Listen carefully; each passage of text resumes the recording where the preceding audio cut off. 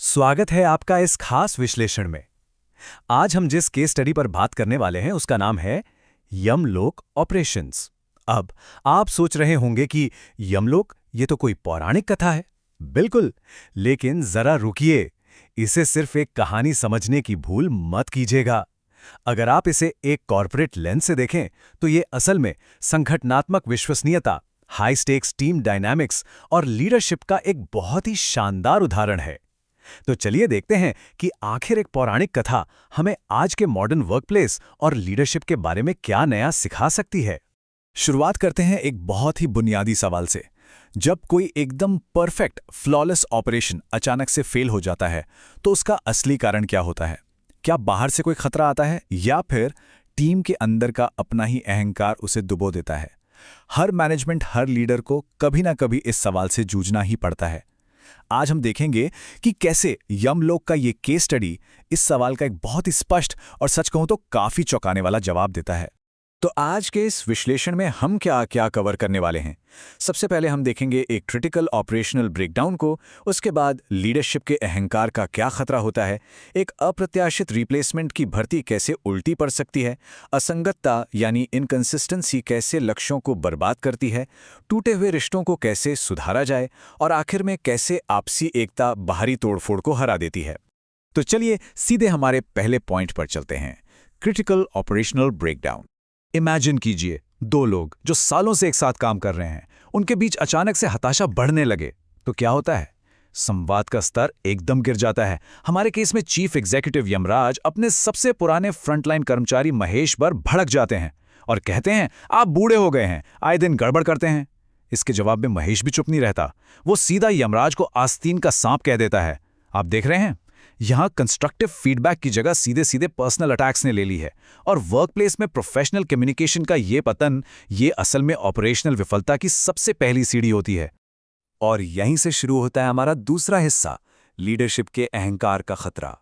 होता यह है कि जब ईगो बीच में आता है तो एग्जीक्यूटिव उम्मीदें और फ्रंट लाइन की हकीकत आपस में बुरी तरह टकराने लगती हैं।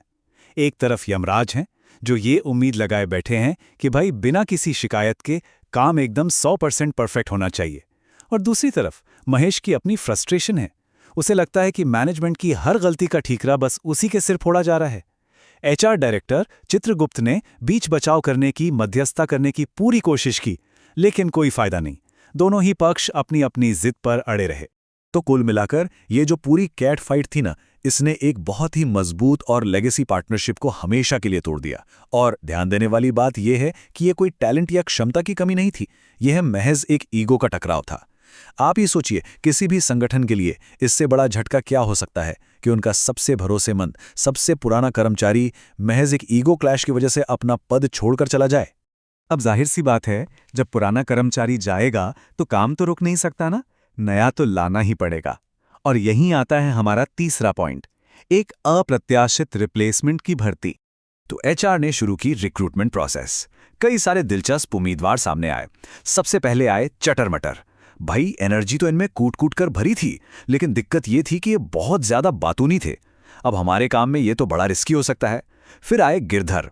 इन्होंने अपनी फुर्ती के बड़े बड़े दावे किए, लेकिन बाद में पता चला कि भाई साहब तो खड़े खड़े ही सो जाते हैं, तो ये दोनों तो तुरंत रिजेक्ट हो गए। और फिर एंट्री होती है नंदू की। एकदम शांत, दिखने में बिल्कुल परफेक्ट कैंडिडेट। पेपर पर सब बढ़िया लग रहा था, लेकिन उसकी जो असली छिपी हुई घातक खामी थी, यानी उसकी अप्रत्याशितता या अनप्रिडिक्टेबिलिटी, वो किसी को नजर ही नहीं आई। और आगे चलकर एक सक्षम कर्मचारी और एक अप्रत्याशित टीम मेंबर के बीच का ये फर्क मैनेजमेंट को बहुत भारी पड़ने वाला था। इस नई भर्ती का क्या नतीजा निकला, ये हम अपने चौथे सेक्शन में देखते हैं। असंगतता कैसे संगठनात्मक लक्ष्यों को नष्ट कर देती है। तो भाई, इस हायरिंग के जो नतीजे थे वो सच में विनाशकारी थे। पहले ही दिन ये जो नया कर्मचारी है नंदू, ये अचानक से एक चिंतित मां की तरह व्यवहार करने लगा, मतलब एकदम ओवर प्रोटेक्टिव। दूसरे दिन इसका मूड एकदम स्विंग हुआ और ये एक क्रोधित पेंशनर की तरह बेवजह लोगों से उलझने लगा। और तीसरे दिन तो इसने एक सख्त स्कूल टीचर का ही रूप ले लिया। नंदू के इस लगातार बदलते अनकंसिस्टेंट व्यवहार ने पूरा का पूरा ऑपरेशन ही रोक दिया। यमराज अपने मेन असाइनमेंट यानी जादूगर संजीव को पकड़ने के काम में पूरी तरह से ब्लॉक हो गए। और इसका सीधा असर क्या हुआ? पूरे 2 दिन का क्रिटिकल बैकलैग। जी हाँ, एक सिंगल टारगेट पर पूरे 2 दिन का डिले। ये कोई छोटी बात नहीं है। इस नए एम्प्लॉय के इस अजीबोगरीब और अनिश्चित आउटपुट के चलते जो उनका टारगेट था ना, उसकी आत्मा सचमुच हाथ से फिसलकर वापस शरीर में चली गई। मतलब टारगेट ही एस्केप कर गया। ये बिल्कुल साफ दिखाता है कि अगर आपकी टीम का आउटपुट कंसिस्टेंट नहीं है तो वो आपके ऑर्गेनाइजेशन के बड़े से बड़े गोल्स को पूरी तरह से मटियामेट कर सकता है। खैर, जब पानी सिर से ऊपर जाने लगता है तो लीडरशिप को जागना ही पड़ता है। और यही हमारा 5वां पॉइंट है, टूटे हुए व्यावसायिक संबंधों को सुधारना। तो हुआ ये कि तीसरे दिन जब नंदू ने सख्त टीचर बनकर खुद चीफ एग्जीक्यूटिव यमराज को ही अपमानित कर दिया, यहां तक कि उनसे उठक बैठक तक लगवा दी, तब जाकर यमराज का वो जो एग्जीक्यूटिव ईगो था ना, वो टूटा। और यहीं से लीडरशिप ने टीम डायनामिक्स को सुधारने के लिए कुछ बहुत ही क्रिटिकल कदम उठाए। सबसे पहले उन्होंने एचआर के पास जाकर अपनी हायरिंग की गलती मानी। दूसरा, उन्होंने अपना पूरा का पूरा अहंकार एक तरफ रख दिया। तीसरा, उन्होंने अपने पुराने और अनुभवी कर्मचारी महेश से एकदम ईमानदारी से माफी मांगी। और चौथा, उनके बीच जो आपसी सम्मान खो गया था उसे फिर से स्थापित किया। ये जो आपसी सम्मान वाली बात है ना, ये सबसे ज्यादा अहम थी। उन्होंने अपनी एंगेजमेंट की शर्तों को पूरी तरह से रीडिफाइन किया। जो भी पुरानी टॉक्सिक भाषा थी उसे डस्टबिन में डाल दिया गया। यमराज ने वादा किया कि वो अब महेश को काले भैंसे की जगह अप्सरा कहकर बुलाएंगे। और महेश ने भी कह दिया कि वो यमराज को बूढ़े के बजाय कूल डूड कहेगा। सुनने में थोड़ा अजीब और मजाकिया लग सकता है, लेकिन सच कहूं तो ये भावनात्मक सुलह का एक बहुत ही बेहतरीन उदाहरण है। जब एक लीडर अपने कर्मचारी की असली वैल्यू को खुलेआम स्वीकार करता है और अपने बात करने का तरीका सुधारता है, तो वो टूटा हुआ विश्वास रातों रात फिर से कायम हो जाता है। और अब हम आते हैं अपने छठे और आखिरी पड़ाव पर, एकता भारी तोड़फोड़ को कैसे हराती है। अब इस पूरे केस स्टडी का सबसे बड़ा प्लॉट ट्विस्ट सुनिए। जब यमराज और महेश आखिरकार वापस एक साथ आए और एकजुट होकर उस जादूगर संजीव को पकड़ लिया, तब संजीव ने खुद ये बात कबूल की। उसने बताया कि वो जो शुरुआत में दोनों के बीच लड़ाई हुई थी ना, वो दरार संजीव ने ही अपने जादू से डाली थी। तो इसका सीधा सा मतलब क्या है? इसका मतलब ये है कि वो जो एक्सटर्नल कॉम्पिटिटर था वो तभी सफल हो पाया जब इंटरनल टीम में डिवीजन था। लेकिन जैसे ही टीम वापस एक हुई, उनकी जो संगठनात्मक विश्वसनीयता थी, जो सॉलिड यूनिटी थी, उसने उस बाहरी तोड़फोड़ को चुटकियों में खत्म कर दिया। तो इस पूरी कहानी से हमें क्या समझ आता है? मेरा आपसे एक सवाल है।